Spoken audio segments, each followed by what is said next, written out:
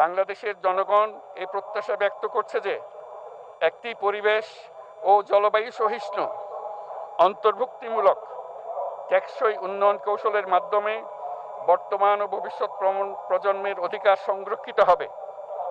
এবং সেহেতু বাংলাদেশের জনগণ